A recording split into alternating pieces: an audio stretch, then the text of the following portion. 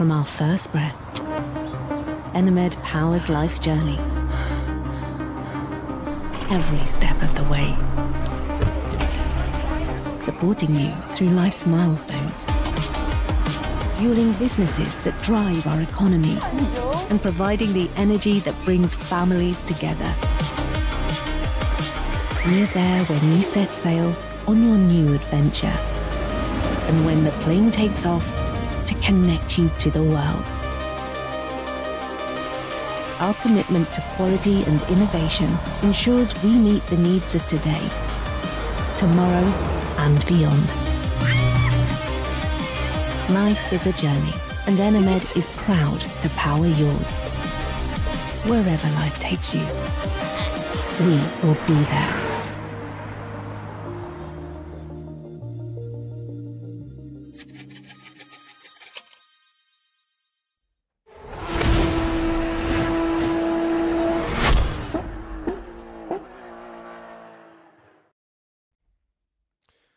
Good morning and welcome to action that will now kick itself into high gear as we start the karting scene. We are here at what is Malta's tricky triangle to set things off into perspective. Welcome to Reve and welcome to the start of a €5,000 tournament. My name's Jake Sperry. I've got hopefully John Harris alongside with me for the ride. John, a pleasure to have you around. Hopefully we've got you patched in and heard. If not, we'll try and jump you in with a little bit later on. But what a pleasure it is going to be to tackle karting in this way at one of the premier facilities that Malta has to offer.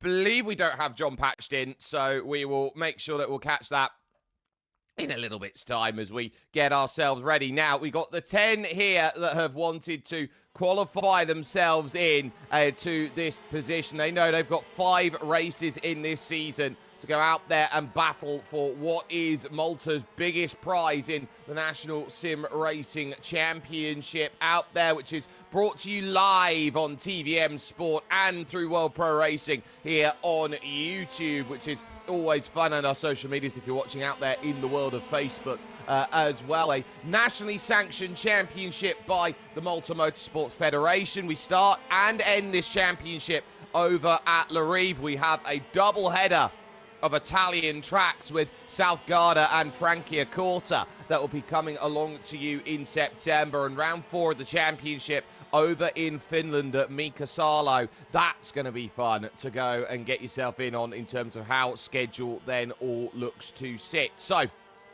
they know they don't have to race for a month after this run at Reve, so they've got that all in mind as they want to say, right, this is where our championship now begins. And what a circuit Reve is that builds itself in here on this lovely triangle, the fast, aggressive corners that you have here through turn 1 here. It's a 1.3 kilometer long circuit with lots of, I would say, challenge out there. The run coming out of turn 4, I think, is going to be the most important as you've got that lovely run along the squiggle over to the middle and late sectors, and then those long arcing corners at the end of the lap do offer opportunities to lunge down the inside if you've got enough of the bravery available to say, look, I can go out there and push. It is pretty much built into the area of motorsport that Malta has to offer. You can see the drag strip on the left-hand side that gets a lot of use then over the course of the year. And so it is all about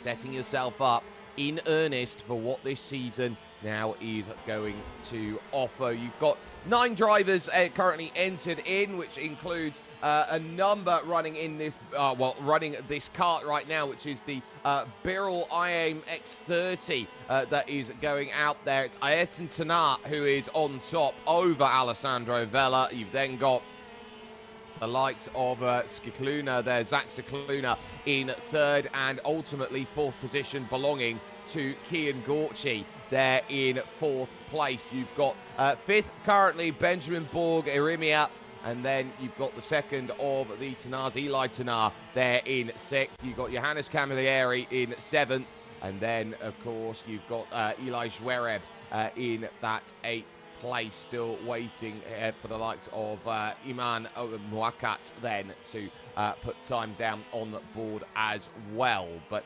it's going to be an aggressive start to this. Times very close together here, and they're running the IAIM X30, which is lovely. Kian Gorchi currently on top now. There at this point. I do love this IAIM X30 here. It's a fantastic Birrell art frame that gets run. It often goes in conjunction, say, with the RY30s that are out there and giving a lot to go forward. It's a 125cc two-stroke water-cooled touch and go engine out there, so that means it's an electric start engine, and it has a centrifugal clutch to go and work with. It pulls out about 30 brake horsepower, which doesn't sound like a lot, but when you consider it's worth maybe only about 150 kilos max in terms of its element, its weight to power ratio is absolutely huge, and so you'll be keeping an eye out on how that is all going to set itself about. They will be keeping an eye out on how they look to push here and say, okay, I want to go and give everything I can to putting myself on the pedestal. Here's a look at Kian Gorchi, Ayrton Senna, then trying to work on in the follow. And really, you've got to try and maximise the lines here. Very much a circuit where it's all about line placement. Look how much you can attack these curves going through the middle sector. Try and get the rotation through, and then say, look, for the final sector, I want to chuck this one in on ceremony. Let's actually take a lap here with Ayrton Senna, because this will be your indication of what this circuit will bring. So you we'll go to Alessandro Vella here, working through the middle sector, as we'll get an eye at some of our competitors that are out there, that are pushing, that are looking at this, saying, okay, I think I can go a little bit quicker. But I do want to stay with at least one driver out there. That will give you the opportunity to say, hey, look, this is the run, this is where we're going to go. John, let's now set ourselves into position here. Alessandro Vella looking to attack this Reve circuit, which I'm looking forward to, that tops and tails this season. Yes, first of all, hello everyone, glad to be here, and it's one of those things, karting, isn't it, that you have to be super aggressive. We're already seeing that on the track, and I love this style of racing. You just have to be, it's like a grassroots motorsport, and it's all about the driver here, and you're seeing that with Alessandro Vella. He's just, well, peeling into the pit lane, actually, commentator's curse right there, and then, but the driver's just getting warmed up and just hoping to get absolutely perfect in to put it on pole position. Yeah, so they know what they've got. They are in the midst of a practice at this moment in time. I'm sure it will be advanced. Zach Skakluna there looking to try and push on through what is the middle into the late sector here, and you really get a sense of how much aggro you need to be offering out there as you go through these final long looping rights and lefts to go and finish off the lap. Let's stay with Zach Skakluna then, as we make this push into turn one here, this fast right-hander over the curbs, and then you're immediately along this back run here into turn two. Put the power down off the exit here, work yourself into 3 and then 4. This is the first real chance you've got to put the rotation in, and now you're firing into the middle sector. 5, and now look at this, 6, 7, you see all of the dirt that's been kicked up. Turn 8, and now you're in through the next twisty section. 9, 10, and now you've got to figure out 11, and then into turn 12 here. Long right-hander. 13 brings it back the other way, and 14 gets itself sorted. Only 37.5 seconds, the fastest time we've had, but a PB of a 37.639 for Zach Skakluna. We'll say here, John, that we are going to be seeing not much separation, I think, when we put Slipstream into effect. Yeah, for sure. It's going to be a case of just trying to get as close as possible into the braking zone, although a lot of fast-flowing corners, so it's all about the switchback. It's all about just not messing up in terms of the oversteer, and there's a driver that nearly went onto the grass right there, so pretty tricky in terms of the racing line, especially with the dirt on the track. You're just going to have to adapt to it every single lap. With the banking, though, on certain corners, just a few degrees of banking, but it does open up the outside line as well. So a track where possibly overtaking may be sort of a medium difficulty, in my opinion. So this is a popcorn race, as they say. Yeah, so make sure that you get yourself set and ready for what will be some great running that we will be having over the course of this season. And that, of course, you can catch with us here on World Pro Racing. This show is brought to you with our title sponsor here of Gaming Malta. It's supported by Gaming Malta as part of its commitment then to Malta's grassroots esports community. And World Pro Racing, of course, returning for another year and have run the Maltese National Sim Racing Championships every year since 2020. Broadcast live each season, and this year it's €15,000, the prize pool. It is the biggest championships that have been offered, and that is not just across here, the running that we have seen, John, already here in this karting as we focus here with Eli Reve for the moment. It's also about the focus that we have seen in the GT3 and the F4 categories that ran last week. Yeah, it's kind of the stepping stones, isn't it? You move up from karting into the GT cars, and it's a very different style of driving, which means for broadcasting perspective, you have a lot of variety, and we do love to see that with the racing. Obviously, the GT4s and the GT3, the F4, sorry, very sort of cars that you can race close together. You can use the downforce. There is a little bit, but not excessive amount to make it sort of a one-horse race at the front. So a very interesting category, and of course we have to speak about the talented drivers that we have, because they are all so close together, as you can see on the timing board right now, but across the broadcast that we have, it's just so close, and one mistake can mean that you drop from first place all the way to the back of the pack.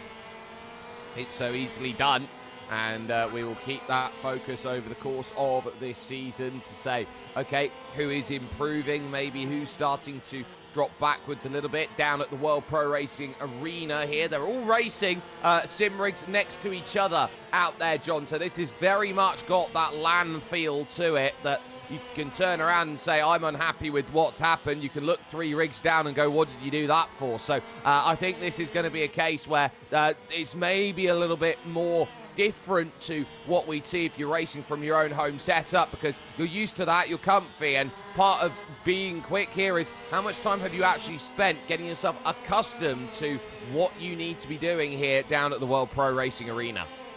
There's a lot of factors that go into it when it's a LAN type event. I have a little bit of experience with that with the WRC esports that I did, and the thing that you have to do is get adapted to the rig. So the brake pedal, the steering, even if you have the same equipment at home, it will feel 1% different, and that 1% is everything when you're competing for hundredths of a second. So getting in, getting well sorted during practice, making sure that you are comfortable with every single thing. Seating position, if just that, is so important for a race. So you need to just make sure that everything is 100%, then you start pushing, then you start getting comfortable. But obviously, with everyone being in the same room, there is always a little bit of a possibility for a small incident.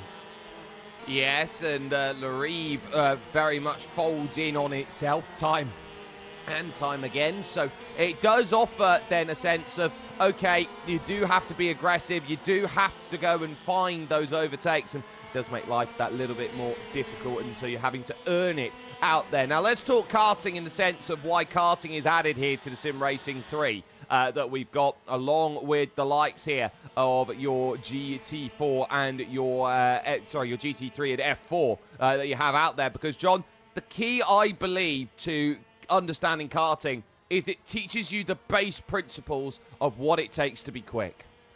Exactly. There's no aerodynamics, there's no fancy differentials, there's not even really brake bias changes. You've got to drive the kart by the seat of your pants. It's all about what you feel through the steering wheel and under your body, and that means that you have to drive it aggressively. It's a very oversteery series. You don't want understeer, and from the karting experience that I have, you really have to master stuff like trail braking and getting on the power early. It's all about that exit speed, and it's a different style compared to the upper categories, to GT3, and especially to, well, maybe a bit less to GT3, but F4, it does lean into that as well, where you have to be super aggressive. It teaches the fundamentals and the basics, where if you get it wrong, you will be miles off the pace, and that karting is always balancing on the limit of grip, but because the karts are so light, if you go over it by 1%, you'll just spin around.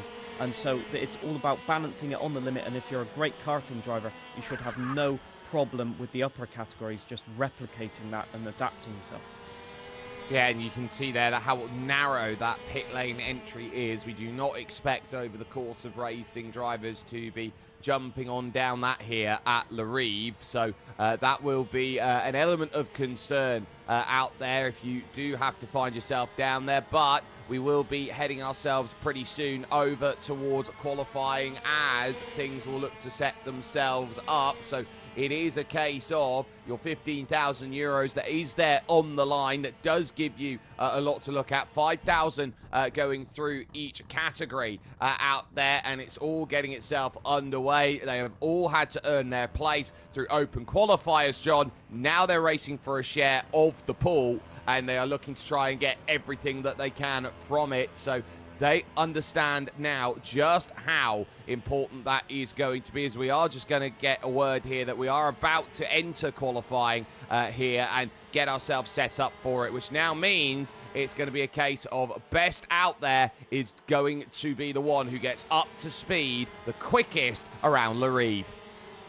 You have to create an open space for yourself. You really just have to maximize the time that you have with nobody in front of you. Even just someone in your proximity can be distracting, and so Ayrton Tonna getting the laps underway into turn one, blasting it through there. You want to keep a very tight apex onto the curbing, not too much though. You can hit the grass like car number 2 in the background, so a very solid start to the lap here, just trying to get banker in. That's what you want to do, put pressure on the other drivers. You can see a hint of oversteer there a little bit for Tonna, and it's looking like to be I won't say a mediocre lap, this is looking like a brilliant lap, but just a banker lap, just one to get settled in. Obviously the track will ramp up in terms of pace as well, so a lot of factors to take in here. And on this first qualifying lap, looks like Ayrton Tonna is setting the benchmark.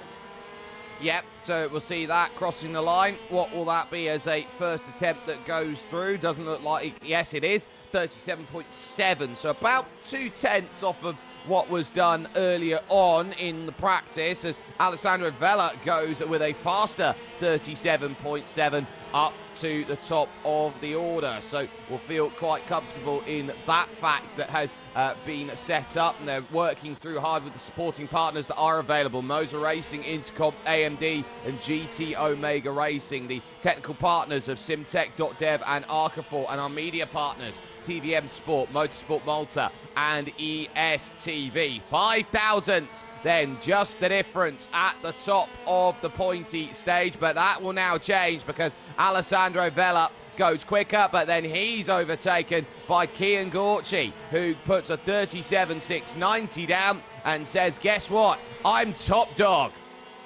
The first to drop into the 37.6 is right there. That's a benchmark and a half. We've seen that in practice, however, so the times will drop, and it's all about getting the confidence up right to the end of qualifying. You want to be at your peak at the end of qualifying, going into the race on peak confidence. So for people that are already in the 37.7s, that's really good. If you're in the 38s, you need to get up, and Ayrton Tonna there setting a new benchmark, a 37.737, so it's really going well for him. And Kian Golchi not improving on that lap, but I think he's just sitting with confidence at the moment.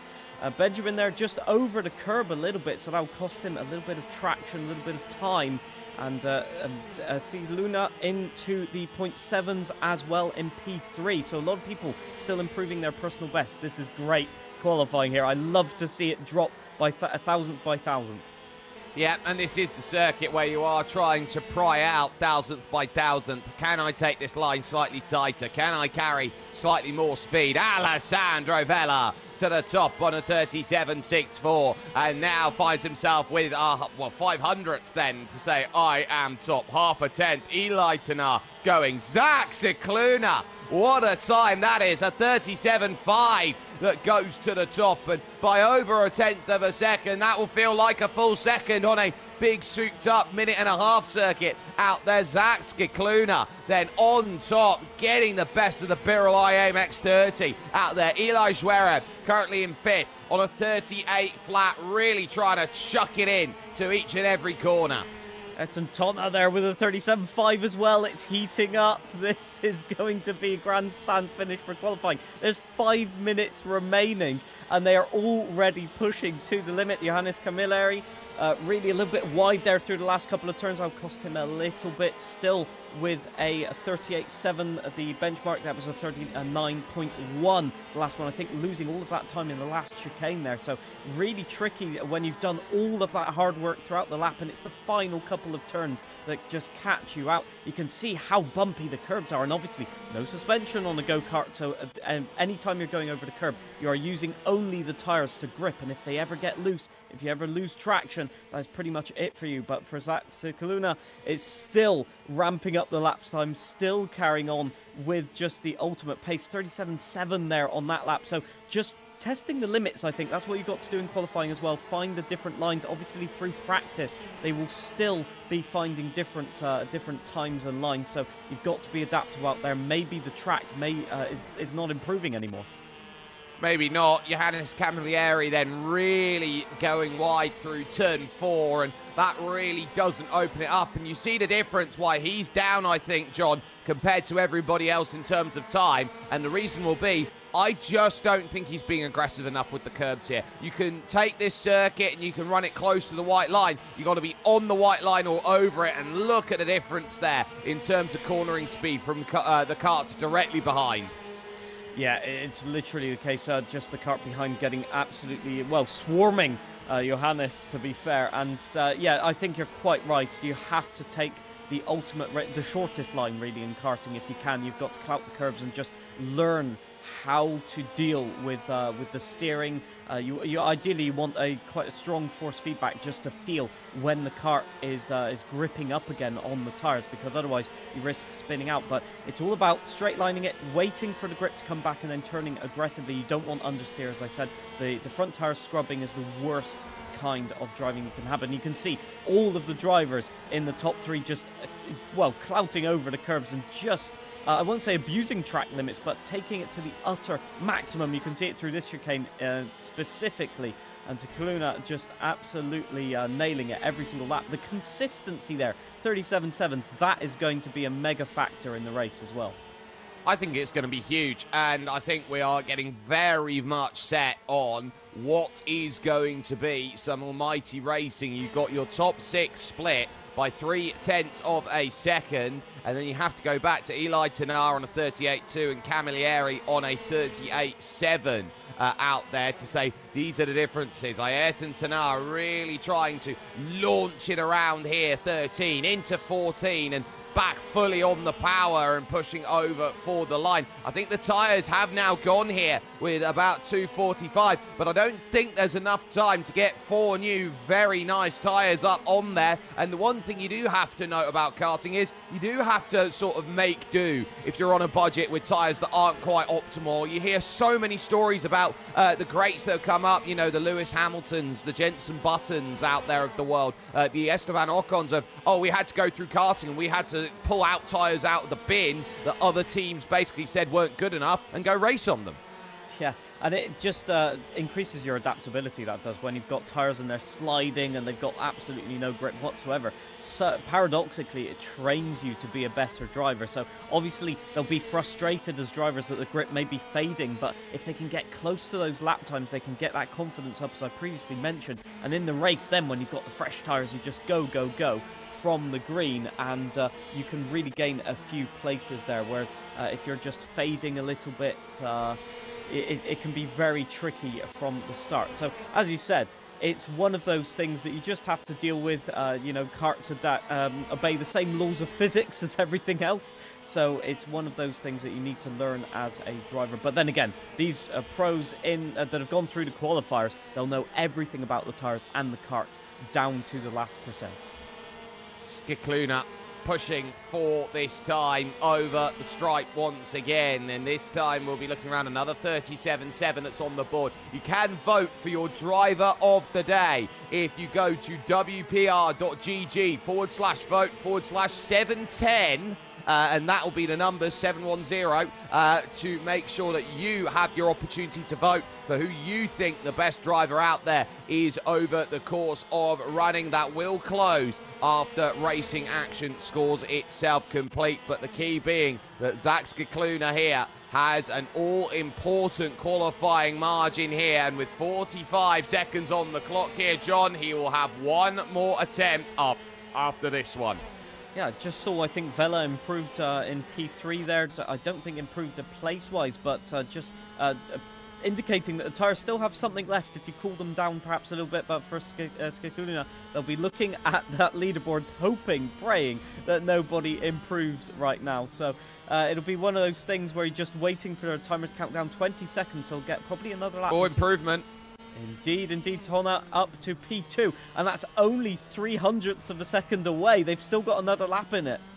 They do, and now we watch here, 5 seconds. Is the time going to keep improving? Skikuluna, 37.7, isn't going to find what he wants, and so now as the checkered flag comes out, it's a case of, does anybody have anything left? Zach Skikuluna here on tyres that may be going to be one where you say, right, this is close, but is close going to be enough? Chucking it over the curbs here, going through at 7, 8, 9, and now looking to really push for it. Tanara's not going to improve. Then on his final lap, as Skikuluna then pushes through 12, over to 13, the long loop back, and finally turn 14. This should be qualifying in the books. It should be okay, and a 5.68 to finish things off there. Absolutely brilliant for qualifying in the first of 2 races here. Ayrton Tanar knows that second is still a good starting position. And what a run we have seen out there in qualifying. Confirmation that Zach Skikuluna has taken pole position and did so by doing exactly what was needed. Mark yourself up at the front here, John. Yeah, I mean, for him, it will have been just waiting for those, 7 minutes after he set his lap and just hoping that nobody stole his pole position there. And it was just ebbing down closer and closer to his lap time. But, I mean, this is just karting quintessential, as they say. And in the race, I can look at the track map and say there's a lot of switchbacks and a lot of places where you're going to have to defend the inside line. So it, as a driver, it sort of goes from the ultimate lap time pace to what line can I take that's safe in defending if I'm at the front, but also quick, so hopefully I can pull away. There's going to be a lot of interesting tactics, I think, during the race. And we know that lap ones are often the most frantic in karting because everyone feels like they've got a line that's going to work, that's going to give them what they need. So how important is it if you're sitting maybe third in line, fourth in line here, John, to start thinking about prioritizing that exit, getting that drive and saying, okay, I know these drivers are going to fight too wide. I want to try and take advantage of that. Yeah, it's one of those things. You'll have a plan in your head. Obviously, if you're a third or fourth, you'll want to get the best start. You will just want to pull away and just get in front. But if you can't do that, you've kind of just got to react because the karts are so small. Sometimes you can run 3 or even 4 wide. So they just have to, I think, have a plan in their heads to take it sort of easy and maybe in the first couple of corners and then go for it when they see a gap. Formation lap then is in effect at the moment, and everybody now has an understanding of what they need to do. Get the tyre operationally working then for temperature and say this is where I am. Zach Skikuluna then will have the controllers. They will be allowed to take the run as they will now wait for this start and then get themselves the launch that is necessary out there. So he now works for it, and let's get ourselves into play. Bang, big accident. A big hand goes up, and already massive kart roll then, and that brings everyone bar 3 practically into position. Ayrton Tanar is caught up and involved in it. A massive, massive accident to start off racing, and that's what happens when you push through turn 1. It practically forces you over where there's not much runoff area on the exit. That looked like an explosion. Yeah, from what I saw, Skikuluna just ran a little bit wide and was a bit compromised on the exit, and everybody just came up to him on the exit of the corner, and it was just ping pong afterwards because everybody was trying to keep it full throttle. That doesn't work when you're all just a crowd on the exit of the corner. And for Skikuluna, I think it was a case of just rejoining the track, maybe not going through turn 3, so we'll have to wait and see what happens with that one. But for, Tonna and other drivers, they've gone right down to the back of the pack. In fact, Gauci takes the lead of the race then, Kian Gauci, and with a formidable lead as well by about 7/10 of a second with Camilleri and Tonna in P2 and P3. So that has really changed up the order, hasn't it? Oh, it absolutely has. And so for Kian Gauci, he's got a gap, and he's got a great gap at that as well, and he'll be looking to master that over Eli Tenart. Johannes Camilleri, who's now dropped back into third, and now it's a case of everyone just trying to find recovery out there at this point. Eli Zverev in fourth. Zach Cicluna then is in fifth place as far as it stands for the moment, but your top three are absolutely where they should be. Camilleri, they're under pressure. There's the look down the inside. Door left open, but it's just enough covered then on that inside. Eli Zverev trying to find a way through, and look at that, a driver who's leaning into the corners, absolutely chucking it through, and actually doing opposite lean rather than what we see. We normally see drivers just tilt their head in. He's absolutely feeling it right now, so he's looking to try and get as much, I would say, body lean away from the car to get more feel that, okay, I'm feeling the G-forces. He's done real-life karting, because the reason that you do that in real life is to get more weight on the outside tire, so you have more grip. And Camilleri was struggling there with oversteer in every single corner that I saw, and nearly lost P3 because of it. So Zverev really putting on the pressure, piling on the pressure. And yeah, so you can see who's done real-life karting in these events, and that is a lovely technique just to get into the feel of it. Sometimes the feel is more important than the actual grip. If you have confidence, you can just go for it. But for Gaultier, I think it's just controlling the lead at the moment, and yeah, the time's coming down to 37.6, so nearly qualifying times in the race, can you believe? Yeah, and so this is just an 11-lap race here, and they've all had karting experience before in the various ways that they do it. Eli Tenart here in second position. And that is going to be a case of, okay, he's okay, as we'll continue to push on. Sometimes they're a little bit of a blip, but all well and good for Eli Tenart. And there is Eli Zverev slow, so that to me looks like a bit of a spin that's gone forward here, and it's going to cost at least 3 spots.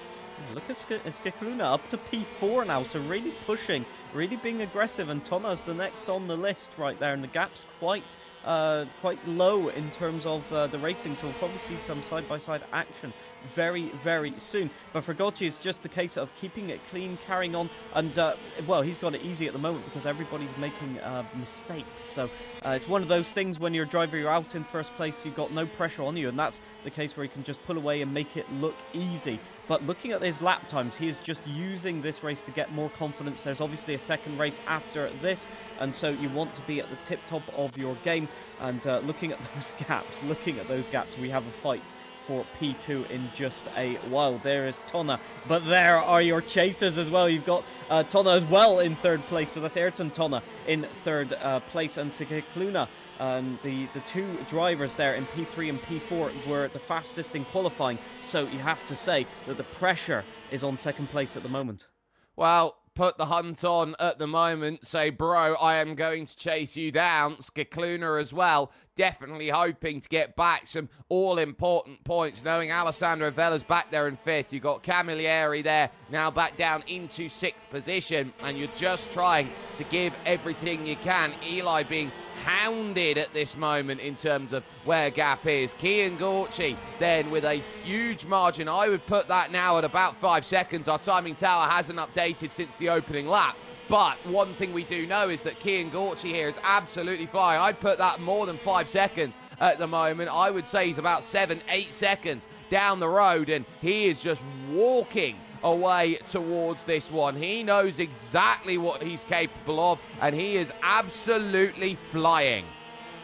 Yeah, it helps to have the real-life experience, as we previously mentioned, and so you'll just be able to calm yourself down. One person that won't be able to calm themselves down, Tonna there, Eli Tonna, battling right now. That is the battle for second place that you can see, and everybody just trying to get in on the mix, trying to see the switchbacks. You can see the line there, just trying to take a wider line, get a better exit. It hasn't worked so far, but for Eli Tonna, he's under pressure and sort of in the sandwich at the moment. That's not the place you want to be in. No, and now you're seeing Zach Cicluna trying to figure out if he's got a line here to turn one. He doesn't, so he's got to carry the speed here, and he gets the angle he wants. That's wide from Eli Tenart, and so Cicluna inside of turn 2 picks up the run and picks up third place on the pass, an all-important pass out there to say, look, I am absolutely on it. Cicluna then is just doing exactly what he needs to do, and I think it's been the perfect mentality. Get yourself involved in the lap one instant. Okay, that's not great, but then fight back. Don't just let the race just go the wrong way. Ayrton Senna there in second. Kian Gorchi, fastest lap now, is absolutely motoring. 37.5 in the race. You have to be kidding me. But for Ayrton Senna, it's been a great recovery drive as well. Just managing to, carve through the pack as well as Scicluna. So a lot of drivers just demonstrating the pace there and pulling away, you have to say, from Scicluna. So that looks like there will be a battle maybe for P2, but Scicluna's got to get a move on here as we are running out of laps in this race. But for them, it will be a great recovery to the podium, that's for sure. They will have a smile on their face. You know, they look very concentrated at the moment. But for Golchi, it's just pulling it away again and again and again.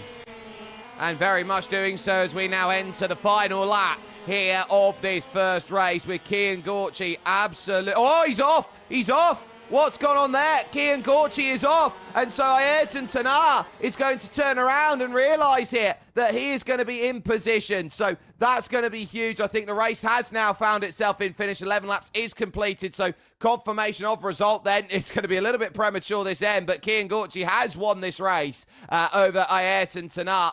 And ultimately, third is going the way of Zak Scicluna then as this all finishes out. So what a race then to kick things off. And it all started at the very, very front with just how aggro the drivers were needing to be. Scicluna, Alessandro Vella and Ayrton Senna all getting into each other on the opening run. Kian Gorchi given the golden ticket. Yeah, you know, Jake, I said they'd be cautious. Maybe I'll take that one back. They just all went for it on turn 2, and it didn't really pan out for them. But that's what karting is, really. You've got to be aggressive. You don't have many opportunities to get the overtake done. So if you see an opportunity on that one, you have to go for it. And for Golchi, it was a case of the only driver, I think, that just got away with it scot-free, maybe a little bit more cautious, and paid off for them. And they were able to set the fastest laps there on out, to be fair. And the key would have been as well, how are you going to hold your ground? How are you going to play defensively? Eli Tinar was put in a tough position there in the late stages of that race, knowing that he's got, firstly, older brother looking to try and chase him down, and secondly, Zak Scicluna, who's pretty much on a mission to get back everything he'd lost. Yeah, for sure. That's the thing, is when you're... It's sort of when you've got a great start and then other drivers coming very quick behind you, possibly the drivers that qualified ahead of you as well. You just have to soak up the pressure. And the problem was, as we saw, just Eli just making a few mistakes, and all it takes in karting is just half a car width wide on one corner. And there you go. Ayrton was up the inside, and so Scicluna followed as well. So I wouldn't say it's a bad drive. They kept it clean, they kept it consistent, but they'll have to find something extra for the second race. And when you get a race like this that we've had, a big incident that absolutely chops the field out, I think they're looking at that going, okay, Turn 1 is a massive flashpoint on this circuit. How do we now look to avoid, the big one happening so that we can actually be in position to battle out there for a victory in the second race? I think you had the perfect demonstration of just an unavoidable incident there with Scicluna just getting a little bit wide and having to back off on the grass, and then everybody just piling up behind. You don't normally see an incident like that. So normally it'll just be 2 or 3 drivers just hooking a wheel here and there. I think they just have to repeat it and hope for the best, to be honest, because that is what you have to do. You have to try and gain positions. You have to be aggressive. If you aren't aggressive, you will lose 5 positions. So you have everything to lose to be sort of just sitting back and waiting for it to happen. I think maybe some drivers might try a bit of a tighter line there and just try and avoid getting onto the grass, because that's what happened. Everyone went wide a little bit, and perhaps they can find some space on the inside. However, you have to say that if they repeat it, maybe some drivers will do something different and that line doesn't work. True, but the one thing they also have to note as well is that this race does have live race control with some FIA-accredited stewards who are in and looking over on this, John. So I think what you'd be saying and looking at here in terms of this regard, the race is not yet declared as official. The stewards are looking back at that lap 1 incident, looking to see if there is anybody who is at fault for that incident, if there is anything that can be done, any learning points that are there, and whether that will affect the result or not, because they'll be eyeing that that in terms of race 2, going, oh, well, if I've got a penalty and it's going to cost me time, then how am I going to gather all of that back for the next race that comes up? And it's going to be aggressive because you've got to be quick and you've got to be switched on in these karting events, because you've not got much time to go and prove yourself. And on top of not having much time, you've only got 5 rounds worth of racing. So you're turning around and going, okay, well, I don't actually have long to build my season. Yeah, first of all, shout out to the stewards, because it's not an easy job to do. It's an often thankless job, and you never want to impose a penalty on someone. But yes, as you say, when you've got prize money on the line, it can be really, really tricky to sort of keep your head calm, and you almost have a hot-headed sort of approach to it. Very much so. So Reve now is looking to set itself up for a second race that comes on forward for it. And it is going to be a sense of, okay, well, what do they have to deal with over the course of this season? Because this would be a circuit that nationally all of these drivers will know. But then they've got these 3 international rounds, which are sandwiched in the middle. We've got an Italian double header up near the industrial centre of Milan, with South Garda and Franciacorta that are sitting each other up and saying, look, round 2 and round 3, they're looking really, really cool. Some drivers then just having a little bit of a wait, browsing social media or whatever it needs to be that the kids do these days. But ultimately, you will also have the opportunity to say, right, you've also got Mika Salo karting, which, believe it or not here, John, is a figure 8. Indeed, yes. So you've got to adapt to the track layout, and a figure 8 is one of those things that you'd see normally on like a rental karting. And so maybe it's a good flashback for drivers to their first times out in karting. Just want to say, look at those setups, the triple screens. It's got everything going for it for immersion. And it's so important in karting to be able to sort of look over your shoulder to see if there's someone next to you. Obviously, no rear view mirrors. So you've got to have your wits about you. And that's how sometimes the collisions can happen. So lovely to see them getting the full rig experience and being able to showcase their skills, and also showcase the qualities of a good rig. Absolutely there. They will have the motor racing steering wheels that are there and available for them to set themselves up, with some wonderful work that is put on too, with Gaming Malta being absolutely huge in terms of their running of this to help on out. Gaming Malta, this event is supported by Gaming Malta as part of its commitment to Malta's grassroots esports community, and that is shown there by what you see down in the World Pro Racing arena. And actually, it's to a point here how important these national championships are, John, that just about 3 weeks ago, the Maltese Prime Minister met with VMD Intercom SimSport, who are running then in the GT4, the F4 and GT3 categories, and were presented the VMD Intercom jersey to say, please give us a little bit of support for our racing running.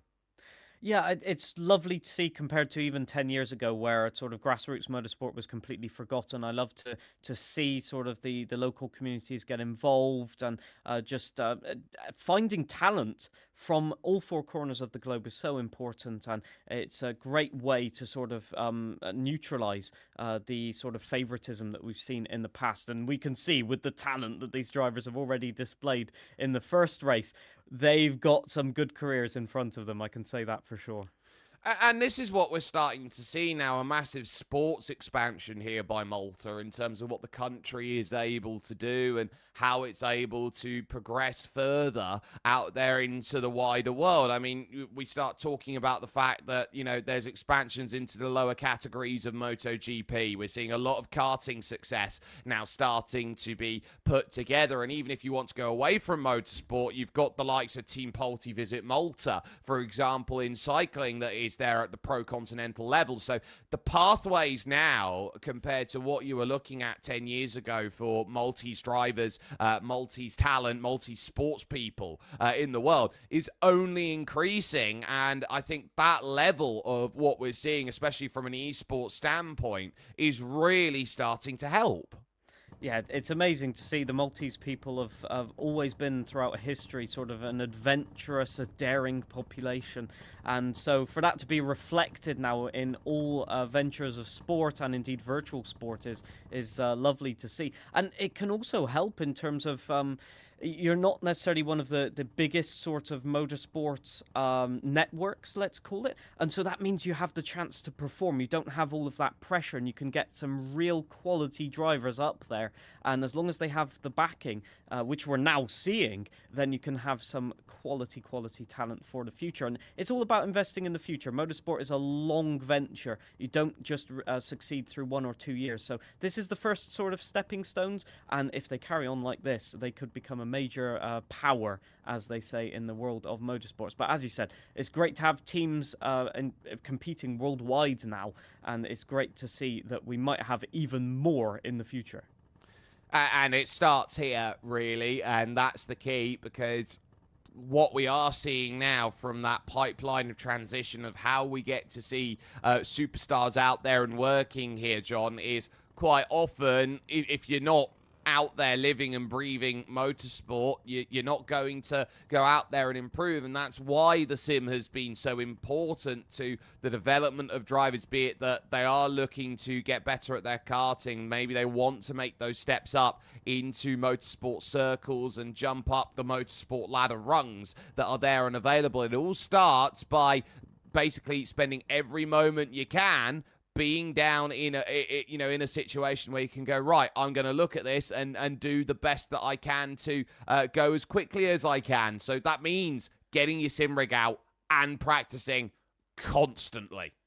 Yes, and also it's a great way to get yourself out there. You know, if you can't go to events, if you don't have the budget to compete in events, you can compete virtually. And there are a lot of sort of talent recruiters now that look at sim racing competitions to find the next level of talent. I can think of 5 drivers that I know personally that have made the step from virtual competitions or one-off events to real-world karting events or indeed motorsport events like GT4. So it's really, really encouraging to see that not only you can be recognized just for your virtual skills, but also the fact that people are looking, that it is considered now as a viable path, which it wasn't 5 years ago. And that is something brilliant because it enhances competition, which as commentators, we love that. And also for the talent recruiters, it makes their life a little bit easier as well. And on top of that, you know, we're seeing more and more sim racers making this transition into real-world motorsports. And, you know, just the other day, I looked around and I look at my friend Scott Woodwiss, a lovely commentator out there in the scene. He's the commentator for Super Formula at the moment. And he was also commentating for Porsche Brazil out there as we take a little look at some of the work that's being done here on formation, because they are going to get themselves geared up for another run forward. So Zach Scicluna then will be then from the back of the field. Ayrton Tanar from Alessandro Vella, Kian Gorci, Benjamin Borgarimia, Eli Schwerab, Eli Tanar, Johannes Camilleri, Zach Scicluna is how they look to line up and go forward. But I saw Jeff Giassi make a lovely move. I then looked over and saw the likes then of Emanuele Olivieri doing well. But let's get ourselves ready. Tanar then in that second position. We're going to get back then for race 2 as they will look to gear it up. Let's go then. 11 laps then on the board, and let's get ourselves started. Tanar and Scicluna then give each other the room. There's more contact. Another big hit there in the back. One's going to go absolutely flying around. More contact there. Scicluna really having to fight there, and more carts go off there on the right-hand side. Scicluna will say, I did nothing wrong. I've got the lead and I've got it fair. Alessandro Vella off the road and now at the back. Yeah, I think that was Ayrton Tonna as well, just involved. Yes, it was indeed, just spinning off there on the infield section with a little bit of contact. That's the type of contact you expect to see, just hooking a wheel between 2 carts. And it's so unfortunate that he's going to have to make a comeback drive once again. But look at that determination in the face. I have no sort of doubt that he'll be able to do it. Already hounding right now, and he's down in P5, so that's Iramina in ahead, and so you've just got to sort of keep your face focused as Scicluna in the lead, trying to replicate what Gulci did last race. Yeah, and he's had his camera move a little bit down so he can see some of the work that he's doing. Look at how much he's having to fight that steering wheel here through the corners there. You can see the force feedback that's there, and so important in karting, especially on the sim, to feel the force feedback, to feel what's going on underneath you with the bumps, because it actually gives you more information to go quicker.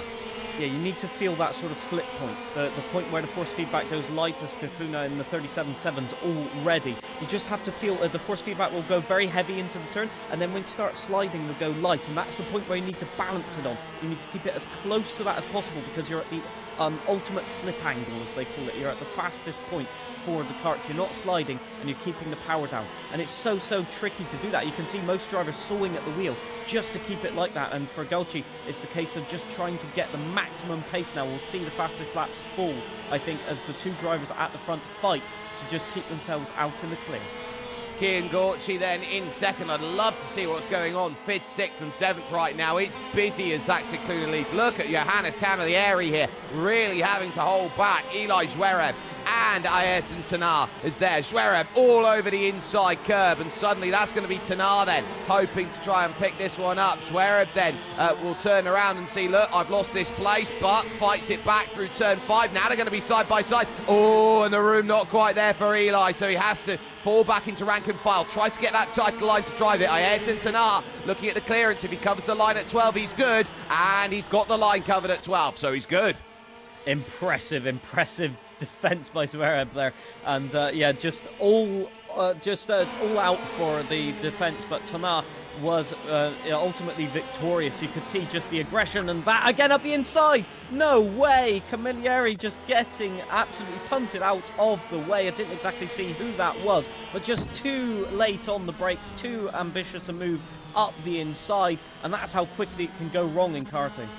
Benjamin Bulgarimia then looking for a way up to 3rd. Eli Tanar could be looking at back-to-back 4th places if the move works for Benjamin Borg. He's really trying to get a drive out the final corner. He's got it, but ultimately has to see it back into line. Hits a wall of air, forces the wide line and takes that one away. Benjamin Bulgarimia now up onto your podium with a good move, but Eli's not giving this one up. But I look around, Benjamin Bulgarimia, he's got all of the tools there to go for it. And Eli, I think, even in his young age, is starting to prove that he could be, maybe not right now, but a threat later on. And look at him nibble away over at the engine there, that 2-stroke engine. Just trying to find a little gap just to even nudge the bumper and say, hey, I'm here. Reminder that I want that position from you. But Eli Tanar just, I think, just trying a little bit too hard. You need to open up the opportunity. You have to go for that one big attempt, because a few small attempts don't normally work in karting. You have to make sure that you're alongside. But hey, you've got more opportunities. There's more chances still in this race, even though the laps are ticking down. But this battle for 3rd place is the closest for the moment. And you always want that podium. You always want to be on that step. And for the moment, Benjamin is pulling away a little bit, you have to say.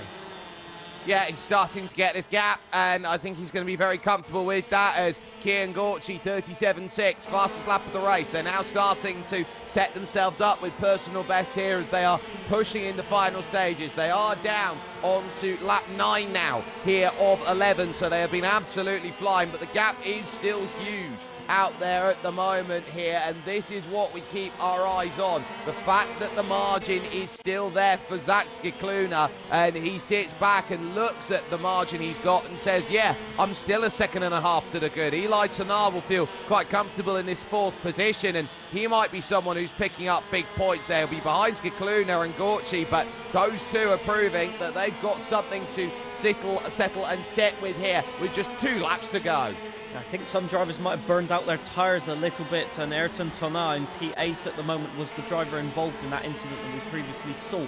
So, yeah, unfortunate for them. They're now battling for that 7th position. Eli. Zverev a little bit wide, and that is the position swapped with Vela, I think that was. So, unfortunate timing there on just losing the rear end of the kart. That's how quickly you can lose momentum, and that is how quickly Vela can gain the position. Very opportunistic driving. Love to see it.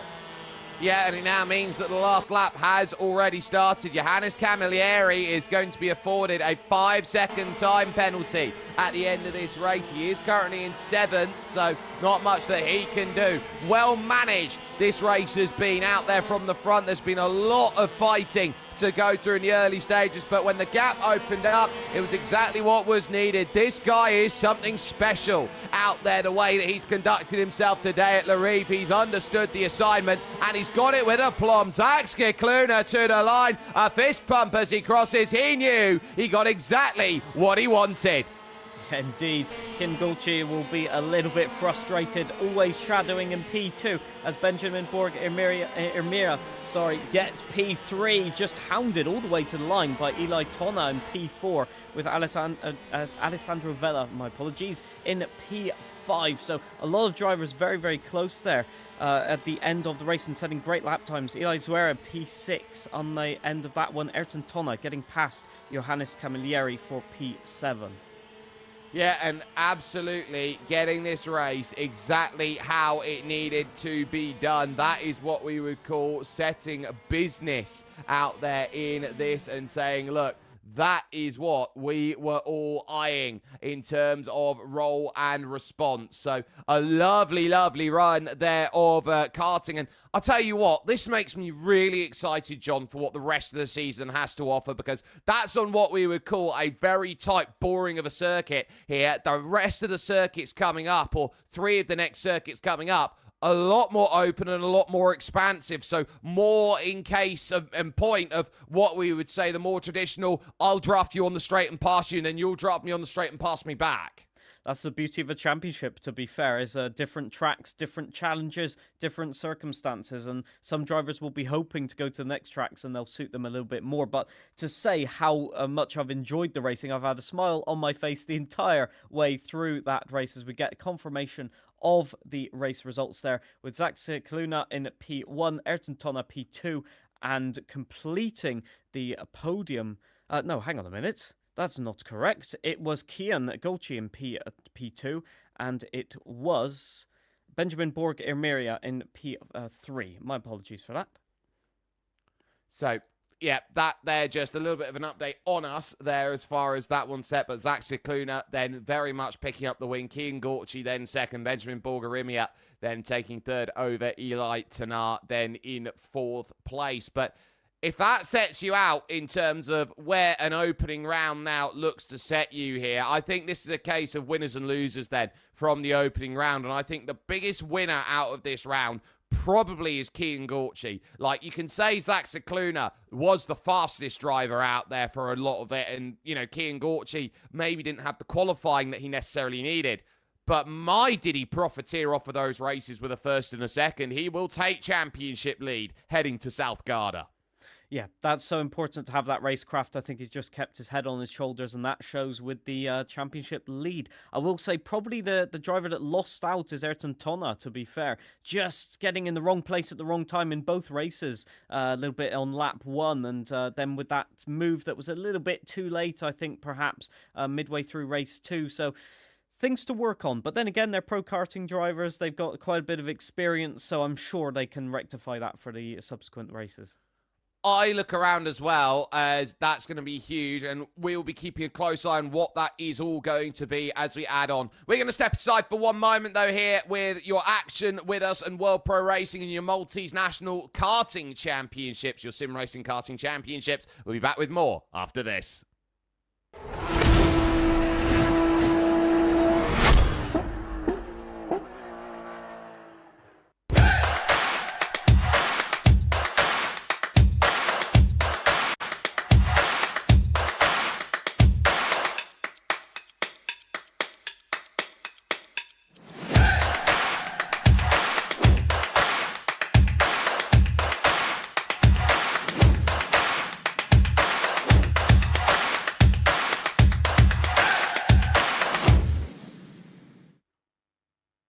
From our first breath, Enemed powers life's journey. Every step of the way. Supporting you through life's milestones. Fueling businesses that drive our economy. And providing the energy that brings families together. We're there when you set sail on your new adventure. and when the plane takes off, to connect you to the world. Our commitment to quality and innovation ensures we meet the needs of today, tomorrow, and beyond. Life is a journey, and Enemed is proud to power yours. Wherever life takes you, we will be there.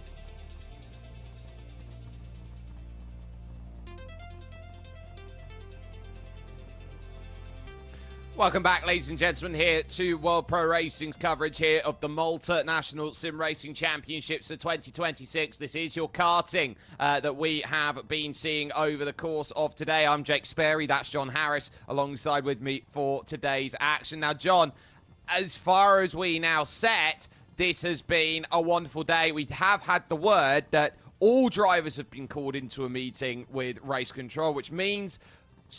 well, more than somebody has been a naughty boy, basically.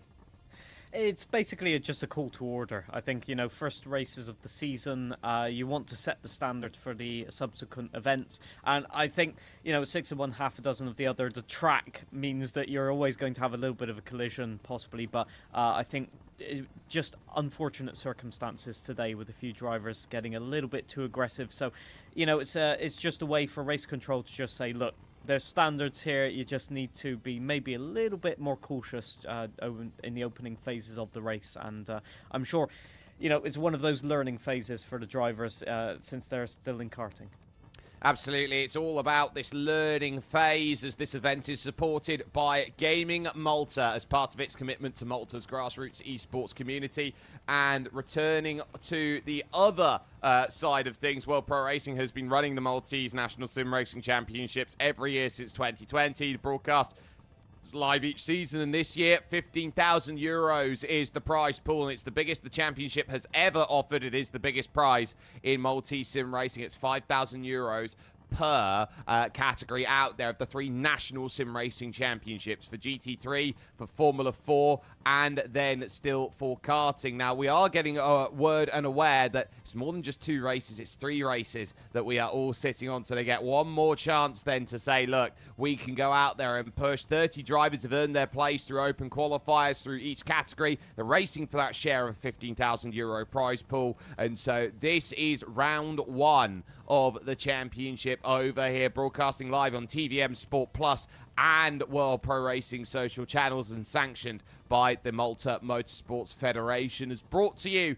by Gaming Malta and also the supporting partners Motor Racing, Intercom, AMD and GT Omega Racing, the technical partners of Simtech.dev and Arcafort, and our media partners TVM Sport, Motorsport Malta and ESTV. They're all there and together for it. So, one more race. They've had 2 very, very aggressive races that have opened out massively. Now is the chance where they've got to turn around and say, look, we've got to calm it down. We know if we go, side by side, door to door, there is a little bit of rub, there is a little bit of lean.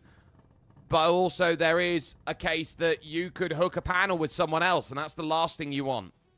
Yeah, I think race 2 already showed signs of improvement in terms of the racecraft. People just getting used to racing each other in the virtual sense, because you don't have that sort of depth of view that you have in real life. So you've got to just estimate where you are compared to people a little bit more. And so the estimations were a little bit off in race 1. They were slightly less off in race 2. Race 3, I hope that they will be well on point, as they say. So as you said, it's just a case of just hooking a wheel together, especially as we saw in lap 1. And I think they'll it's just unfortunate that turn 1, turn 2, sort of that long sweeping right-hander, it has the curbs on the inside, and I think what's happening is drivers getting sort of hooked on that curb and bumped wide, which causes a domino effect down the pack. So it'll be interesting to see how they adapt to it. Race control will clamp down, as they say, I can tell you that much, if there are more incidents. Yeah, it's a case that you end up having a case of the Diana Ross effect out there. You get caught in the middle of a chain reaction, and there's not really much you can do from that point onwards. So that's what they're all sort of eyeing up and setting as they understand what this circuit brings to the table, how much they have to push about here at Reve and really give each other a little bit of pressure. And there is that understanding, that pressure that is out there, John, of wanting to assert yourself on the championship from the get-go. Yeah, for sure. You want to steal a lead, you want to put pressure on other drivers. With only 5 rounds, obviously it's multiple races per round, but you really want to get a bit of a lead and just make sure that you can be calm. Make sure that you don't always have to go for first place. And so as we can look at the track map there, it's a lot of switchbacks, as you can see right now. There's a lot of opportunities to get an overtake, a lot of opportunities to get a heavy braking, especially down into turn 1, down into turn 2 there. And so that's where we're seeing the incidents happen, because because you can see there's curbs on the inside. It tightens a little bit on the sort of exit of the apex, so you get a sort of a crescendo effect in terms of the contact that you might be having. So it's a very technical track, as we've said before, and it's one that will suit some drivers, not suit others, so it'll be interesting to see who can get really close to that 100% in race 3. And you start setting yourself up and saying, okay, turn 1, turn 2, turn 4, they're the great places. You've got turn 8 down at the bottom right corner of it, and then over to turn 12 should then set as far as they go, the final places you can pass out here on this track. But they are now looking to set up for this third race. We are getting the word that it's about 5 minutes away, so there is going to be a lot of opportunity to go out there to really push hard for it, and I think they are chomping at the bit. They've had a bit of a break. They've had a bit of a briefing to say, look, we don't want race 3 to go the same way as races 1 and 2, but there is also that sense of you're not going to get any more chances after tonight for about a month to go and improve your score. So this is effectively a case for August of the last chance saloon before they're jumping back in the middle of September. And it's also important because this track will be once again on the calendar at the end of the season. So if you can perfect the racecraft, if you can perfect everything about this track, then when you come back to it, you'll have a bit more of an opportunity. But for sure, you want to end this final race with, if Race 1 and Race 2 haven't gone well, you want to end this third race with positivity, with something to go on that one month break and say, I did that at least a little bit correctly. So, yeah, there's a lot of mental sort of psychological games in effect, that's for sure. And we talk about this being effectively Malta's version of a karting tricky triangle out there. It's all built into this patch of land that is a triangle base. It's sandwiched in by the drag strip on the left-hand side, by a little bit more housing development on the right. And so you're starting to think, oh, okay, this is crammed in. It's going to be very tight. It feels very nippy, punchy. It's a gritty style of circuit, is Reve. It forces you to be elbows out, and I think the nature of the circuit itself has maybe lent into the style of racing that we have seen at the beginning of this, because everyone feels, right, we're a bit hemmed in here. There's not really many places to get run off. We're very much going to be as aggro as possible to get our elbows out and to give ourselves room. Yeah, it's a very old school track, as you say, and that adds two things to the mix as well. Tire wear is very aggressive on the tires. There's no real sort of way to let off and conserve the tires for the end of the race. We have seen the times drop off toward the ends of race 1 and race 2, but also in terms of momentum, just in terms of setting up an overtake, this is a track where you have to start setting up a few corners earlier and go for the move decisively. If you lose the momentum, if you go for an overtake at the wrong opportunity, you have to wait another lap, maybe 2, to get it done. So it's all about being a mindful driver, being sort of respectful to your opponents, but not too much, obviously. You've got to make that move stick. But in terms of defending, it's an absolute nightmare, as we've seen before. And let's talk about drivers, say, for example, like Ayrton Senna, like Alessandro Vella. Those two turn around and go, we have had not the best run tonight, and we are desperately looking to claw back points because they have the ability to go out there and win this championship. But if you're making mistakes now, you're on the back foot, and you've got to really work hard because you know that it's a 15-race championship, and you're already down to 12 by the end of tonight. Yeah, I think ironically the race sort of briefing after race 2 might have done some harm to some drivers. Obviously, it's great that they've done the briefing. I don't mean it's in that way. But if you're a driver that's had a little bit of problems, then you can take that as oh, I've got to be cautious, and then you lose out even more. As a driver that has maybe won a race or been on the podium, you take the race control of, okay, maybe we've been a little bit silly, but I've had the pace, so you take that as a vote of confidence. So you kind of have to reset as a driver after a briefing like that and go, okay, things have happened, we've just got to go at it again and prove that we can do this properly. So it'll be interesting to see which drivers have taken positivity out of it, which drivers have taken maybe a little bit of negativity. I'm sure there'll be a mix of both in there. And let's add a little bit more tension to this, John, because we're going to be adding an extra 8 laps then to this race. And what is a 10-lap race, which is marked as 11 due to formation lap. This is an 18-lap race coming up, 19 marked due to the formation lap. So you'd be turning around and saying, okay, this is what we've got. We've got extra time to make the moves, and that extra time should lean into a more measured race. More measured race because of the tyres, mainly. If you burn up the tyres, as we saw in qualifying, those lap times dropped by a good 3 or 4 tenths toward the end. We were going into the 38s at the end of qualifying. So you've just got to stay measured. You've got to sort of, if you're fighting, you may actually have to back off for a couple of laps just to save and conserve the kart a little bit. So it'll be interesting to see who gets off to a good start. But it also means with more laps that you have more chance of a recovery if an incident does happen. So it'll be very interesting, and it's a measure of which driver can keep a cool, calm head, because if you're out in front, it doesn't necessarily mean that you will make a faultless race.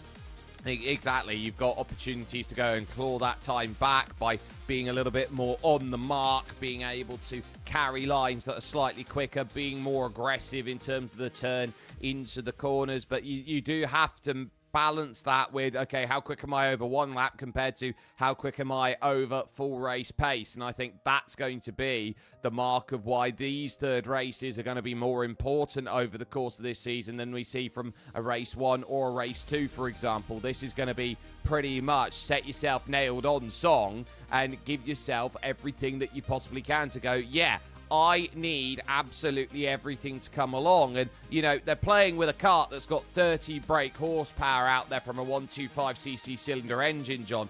It's something that you turn around and go, you've only got 30 brake horsepower. How's that going to make any difference, sort of, how you run? You've got to remember, these karts are uber light, and so your power to weight ratio is something insane.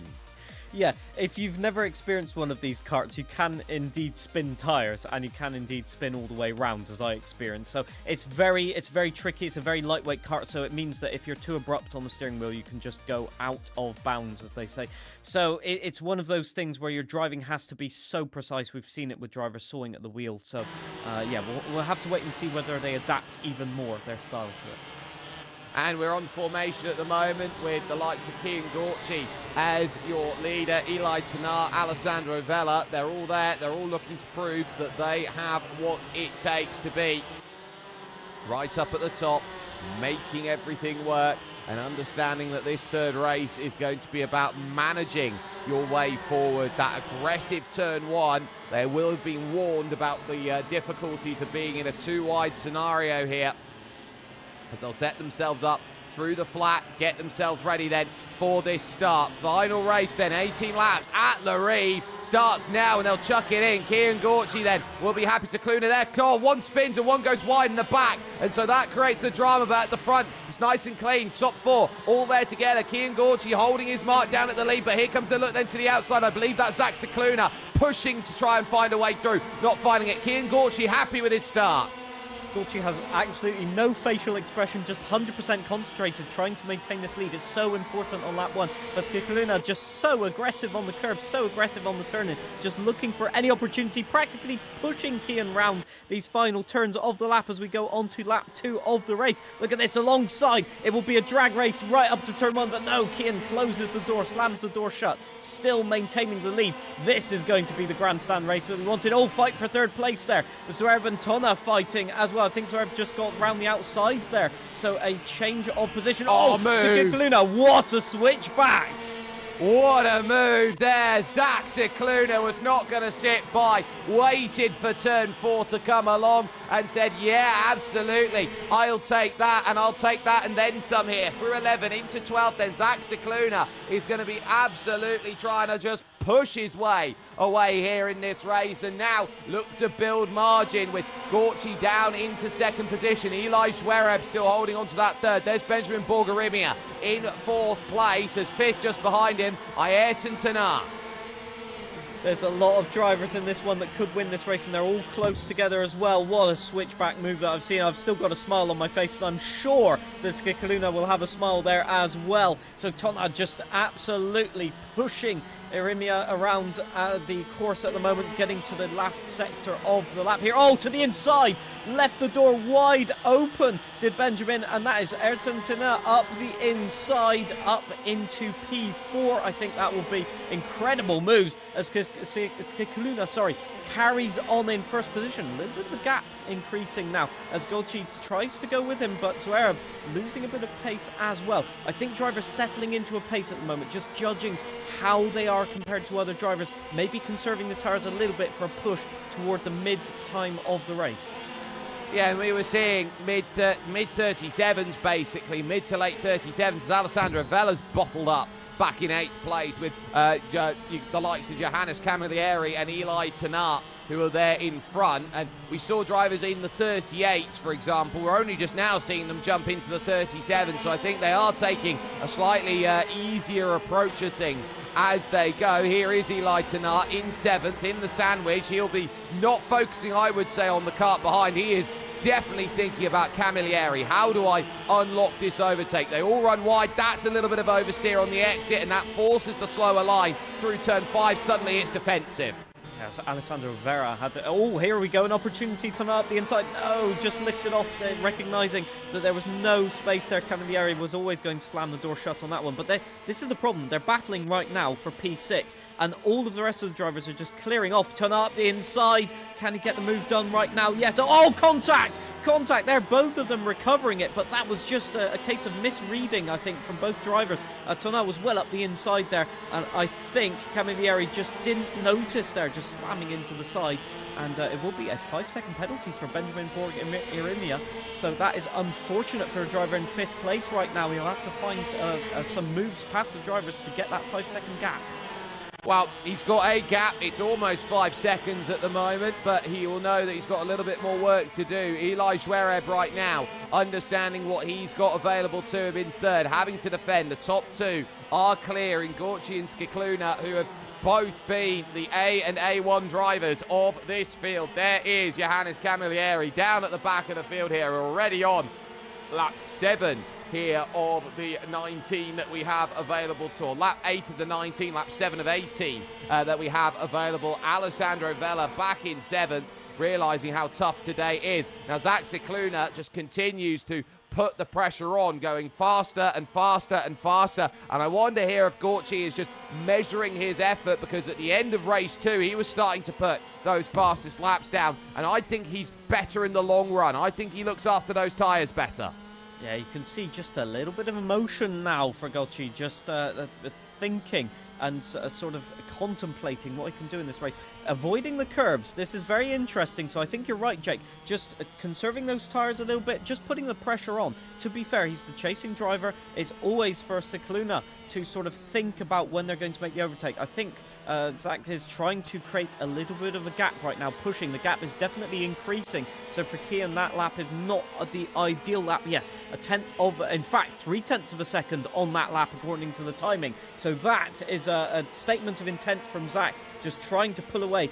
Meanwhile, Zverev and P3 getting dropped a little bit in the 38s, to be fair. So Ayrton Tona closing in at this stage of the race. And there's a mistake a little bit. And that's Ayrton Tona right up the inside. Thank you very much. A mistake there from Zverev, and it's going to be a costly one that loses out on a podium position for the moment. Well, for the moment's the key, because he's looking to really take line. He'll be forced to the outside here of turn 12 as Eli trying to go for this, and he can't quite find the angle that he wants to chuck it in, so he'll have to stay in line. Benjamin Borg-Irimia, remember, he's got 5 seconds, so he's not as much of a worry or a concern as Kian Gorci, a 37.557, took 200ths with that fastest lap. Ayrton Tana into 3rd position then, and looking to try and just run with everything that he's got available to him. The chase still, though, very much on here as Eli Zverev and Benjamin Borg-Irimia look at ways to get at least on track onto podium soil. Yeah, need to increase the pace a little bit. Ayrton Tona needs to just get some laps in. You can see the gap increasing a little bit as well. Just a little bit of a twitch of oversteer going into that final chicane. So Eli needs to just control that kart a little bit. Maybe the tyres complaining. And here you see Zach Skikluna getting closed in at the moment by Kian Golchi. So this might be a race for P1. Definitely in terms of consistency, I think Kian has a little bit in terms of the overall pace. Zach has just that 10th of a second in hand. You can see the kart there just sawing at the wheel, Eli Tona. So not going well. And I think a little bit of a mistake every single lap here, because the lap times are not coming for him at the moment. Well, they're about to go on to lap 13 here of the 19 available to them, and Benjamin Borgherimia is absolutely all over it as Johannes Camilleri gets also 5 seconds worth of time penalty, even though he was the one that got bounced out there on his instant on lap 6. Chucks it in through turn 2. A lot of grass being kicked up there on the line by Eli Zverev, who's having to drive pretty much to the extremity limits of the circuit to go and get anything that he possibly can out of it here. He's really having to do a lot of work here, John, just to keep the patience. Yeah, Eli is doing a good defensive job at the moment in P4, and it's, I think, kind of just a frustrating thing for Benjamin. He's just pushing him around most of the tighter sections of the course. I think just the confidence on the rotation is not there at the moment. Will Benjamin go for a move? Just eyeing it up a little bit. Obviously, no rear view mirror, so you can't really turn your heads to see what's going on unless the driver's alongside. And you can see there just a hair's width between the two karts right there. This is great racing, great defensive driving from Eli, it must be said, but Benjamin looking like the quicker driver overall. This is great news for Ayrton Tonard, just pulling away at the moment.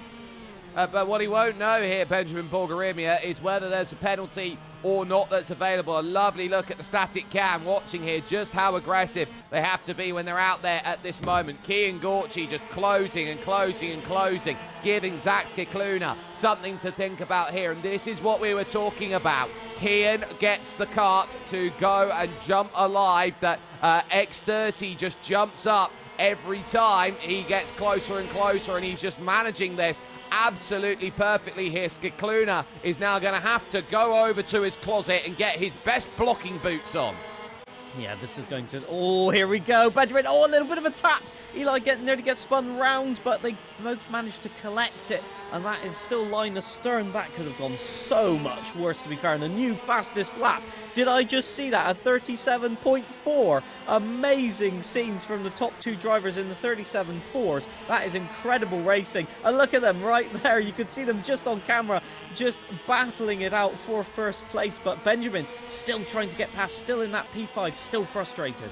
We're on lap 16. We're about to start lap 17 of 19. They'll have 3 laps to go to figure this out here. Skikluna and Gorchi both tie the fastest lap mark at the moment on a 37.481. So that is something magnificent. Gorchi again closes in. He's close, but for the moment, Zach Skikluna has about a 1 kart's length that is giving him the defensive pact that he is looking for, John.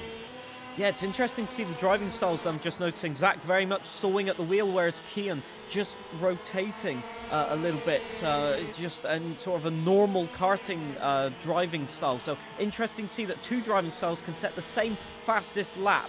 And it's going to be a grandstand finish. You've not got many laps left to make a move now for Kian, so every single corner has to be an opportunity.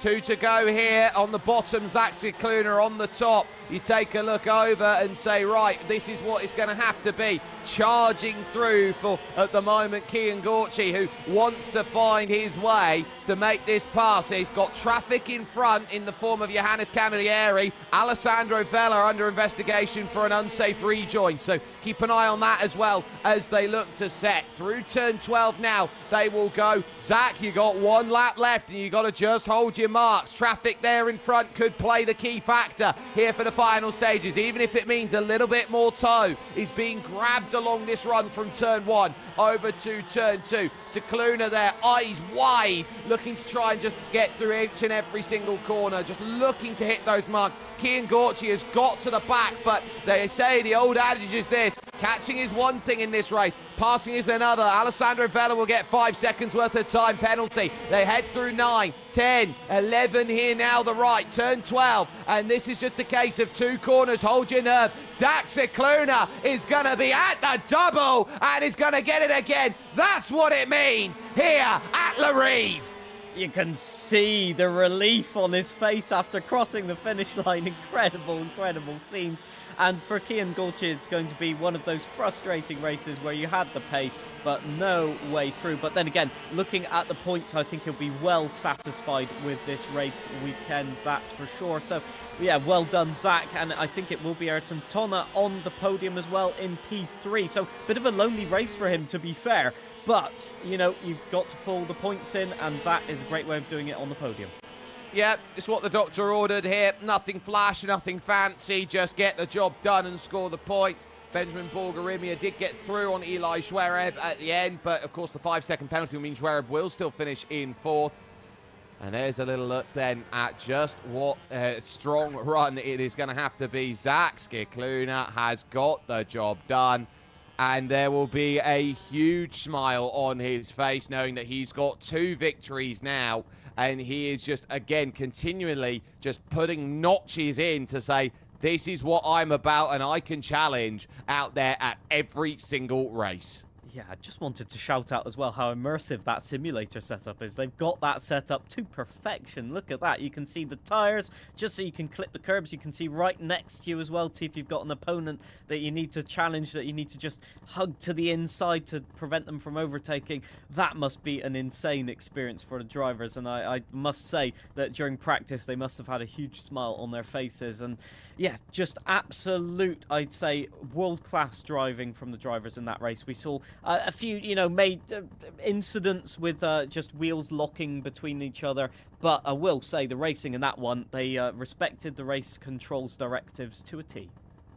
They did, and they did such a wonderful job out there to just say, look, we're going to have everything we can to just have an old-fashioned, good, strong karting race. And that was the key, really. There wasn't really a moment there, John, where you turn around and say, look, there was, trouble and strife out there in the race. There was a couple of isolated incidents, but the key was the front of the field worked like the front of the field and had the ability to go out there and just go and race properly and cleanly and effectively. And that was just a case of, do I have enough to get close enough to go and send a move? And the answer at the end of the race was, well, no, I don't.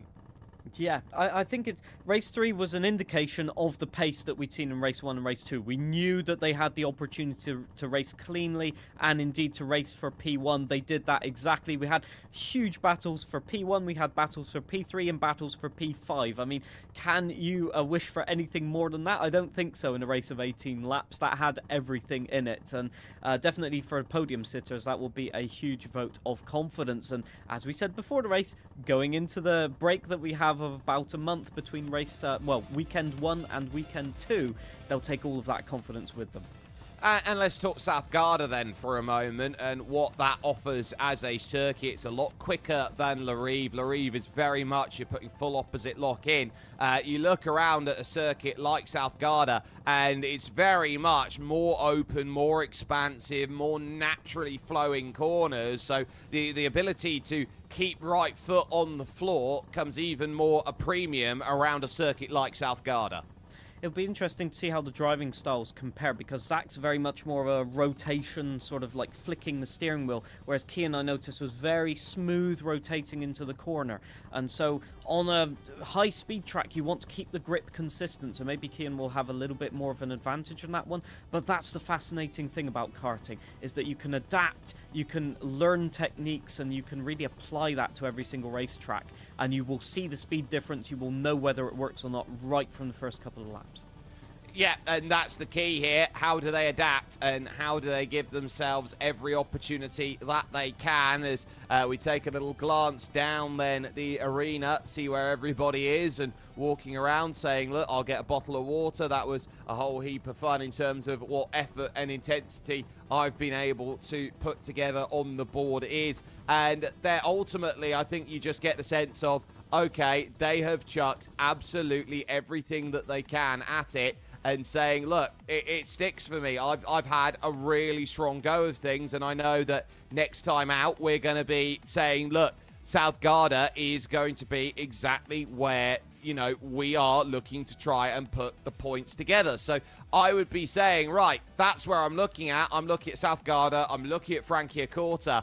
I'm wanting to put this together, as well as the fact that what we've got coming up as well, we're not going to be back until September 5th for any form of racing action of the Maltese National Sim Racing Championships, because, John, we will have F4 and GT3 action coming over, also in Italy, this time from the legendary Imola circuit. Oh, that's going to be amazing, isn't it? Two car classes that I think produce some of the best racing that you could ever see, just with the sort of mid-downforce, especially the F4 and lower downforce of GT4. You can definitely just apply all of the side-by-side action there, as you can see the calendar there on your screen. So that is going to be one to watch, isn't it?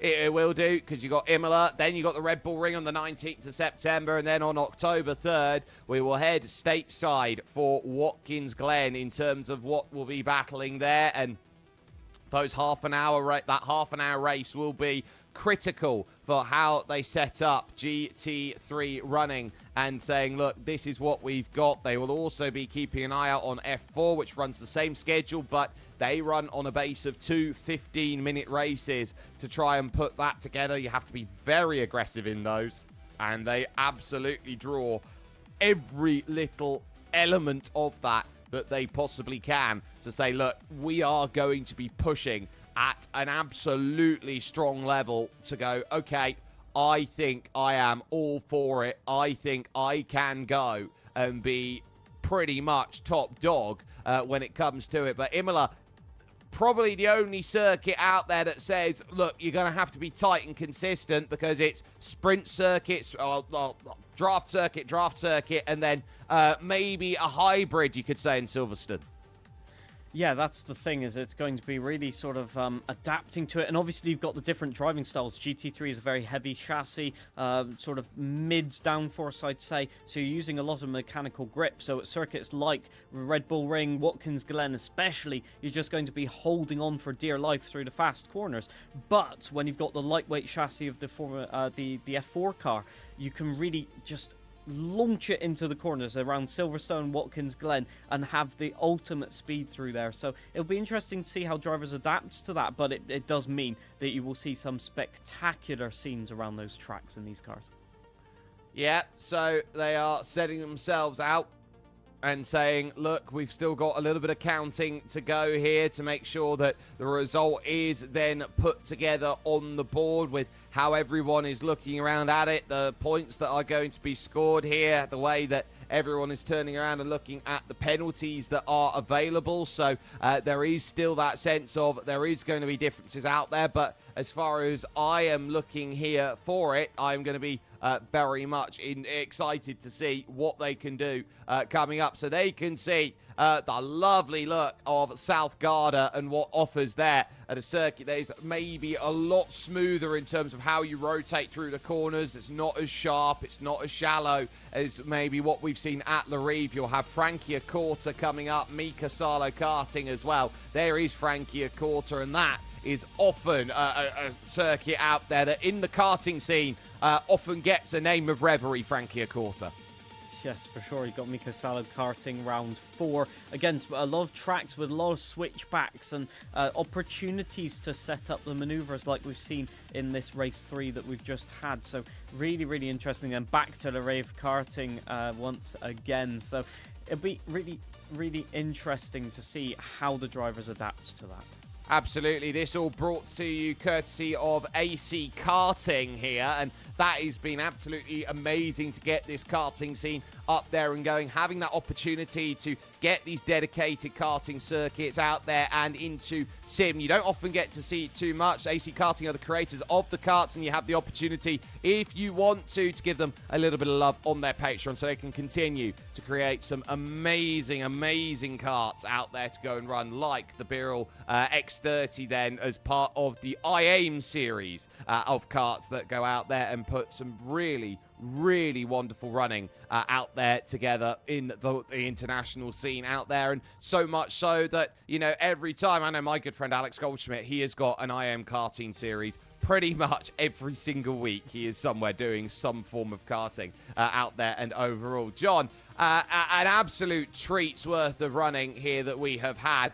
What do you think the big takeaway for the drivers is going to be coming out of this, as we also will be just touching in a moment on that fan vote that's coming through that you still have, I believe, a chance to say will be completed, and we will get to say who is your driver of the day?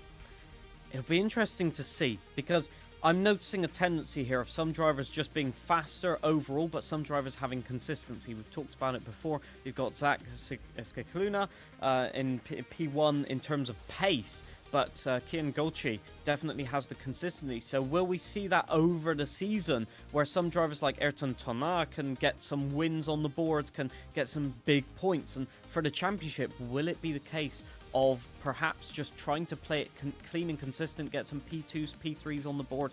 Be interesting to see on the points, because it kind of shapes up how you approach the championship.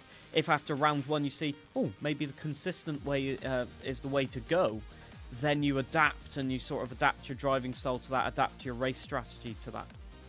We do have results that have gone official then, so we can confirm that Zach Scicluna has now won this third race of 15 over the course of this season, with Kian Gorchi second and Ayrton Tana then being in that third place. So we do have that sense of where result has now looked to put itself forward. And I think, John, we turn around and say Zach is the one who I think is the benchmark here in terms of just pure outright pace.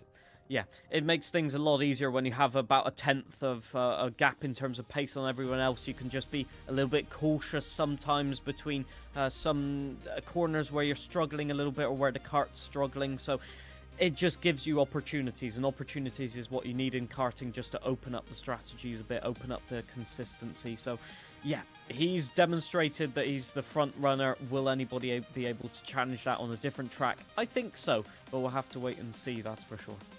We will, and so that now puts the gauntlet down to everyone else to now say, look, can we jump up? Can we be aggressive? Can we find these positions? And can we take the points back that we've seeded away in the early stages? And so often we talk about championships being, dominated from the front. You know, we talk about sim racing being arguably the great equalizer. There's no difference in terms of what engine you've got. There's no difference in terms of what equipment you've got here in this championship. It's quite simply put here, John.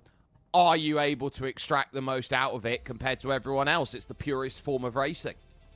For sure, and that's what we saw in qualifying, the gaps being so close, indeed in the race as well, with the times being close, even if drivers have a little bit of problems. And that's the thing, when you're playing with sort of minimal margins, you have to maybe just go back and think about, did I get everything out of the equipment? Did we exploit everything to maximum in terms of braking, accelerating? And you'll have to have a rethink of, maybe I need the seat in a different position, maybe I need the wheel in slightly different position to go and get that last tenth of a second. It's the minimal differences like that work on the sim rig, and it'll be interesting to see whether anybody finds something for next race. Now, the joys of remote commentary here, ladies and gentlemen, is that we are going to try and get ourselves an interview in and play with Ayrton Tana, who has finished off in third position overall. Ayrton, do we have a copy of you, buddy? Can we hear you?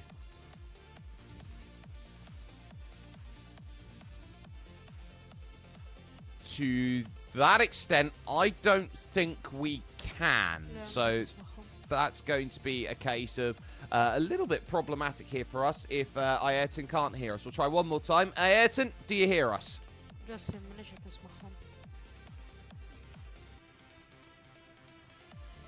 I think that answer is going to be a no. I don't think that we can hear at the moment Ayrton. But Ayrton had a good run back into third place. He got a little bit lost in the middle of this, but he always found a way to get himself up into position there, John. Yeah, I was just thinking back to some motorsports things where I've seen the drivers go, oh, sorry, so sorry, I can't hear you on the audio, where they can, but I'm sure they can't hear us. But it made me chuckle just on the fact that we've seen that strategy before. I think it's an interesting, just to talk about interviews for a bit, it's interesting once you've done all of that racing with the adrenaline wearing off, and then you have to do an interview. You got the microphone shoved in your face, and you're like, I'm trying to remember what happened during all of those races, and it's always blurred into one.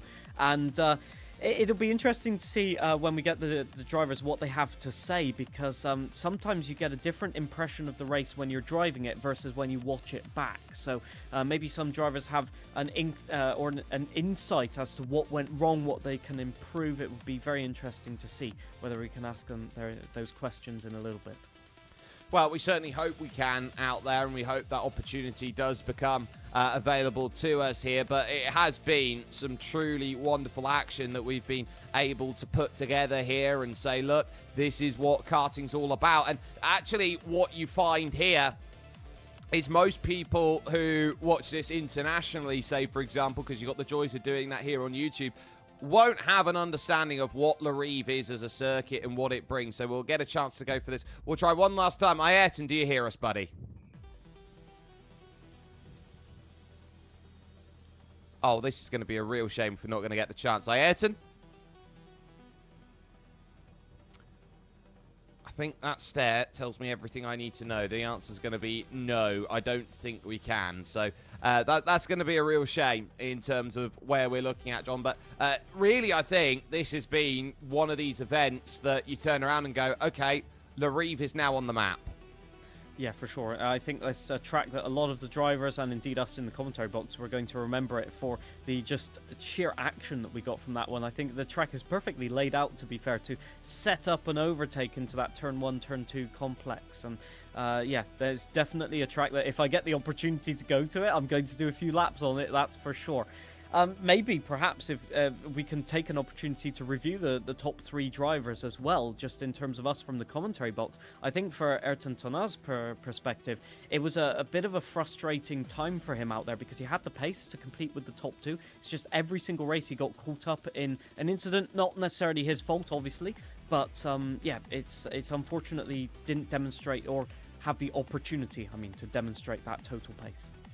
Yeah, and so that, we would say, is a shame. And as far as that goes now, we set our sights firmly on South Garda for the second round of your Maltese National Sim Racing Championships for 2026. And so crucial it has been that Gaming Malta is supporting this event as part of its commitment for Malta's grassroots esports community, with World Pro Racing running the Maltese National Sim Racing Championships every year since 2020. And this broadcast is broadcasted live each season, and this year it's €15,000. The prize pool of it is the biggest championships that have yet been offered as far as they go. John, how are you thinking that South Garda is going to play out now, in the sense that they now understand, okay, we've had a tight old battle, now we're going to have it open, more expansive. Do you think it's going to be more freeing for some of the drivers? I think, honestly, we'll see a repeat of race 3. There's a lot of drivers on the same pace, and with a track like that, which is more open and flowing, I think we'll see at least 4 drivers competing for victory. So it's going to be one that I watch with great intent. Right, let's try this one final time, shall we? Hopefully we can get this all working. If not, it's going to be a real shame. Ayrton, do you hear us, buddy?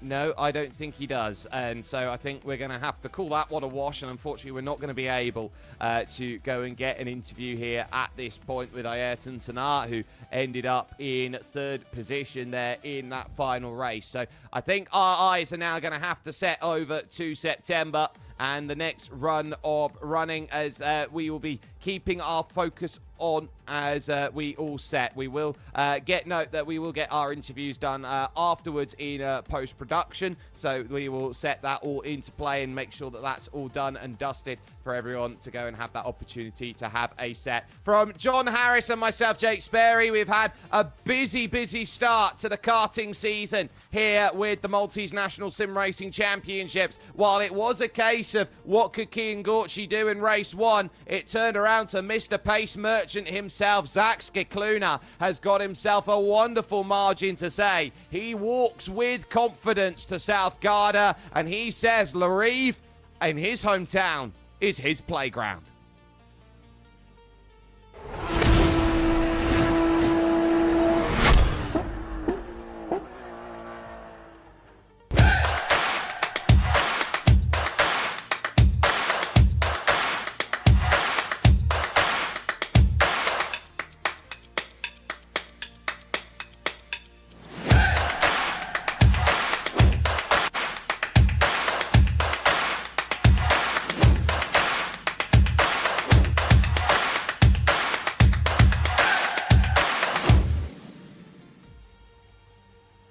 From our first breath, Enemed powers life's journey.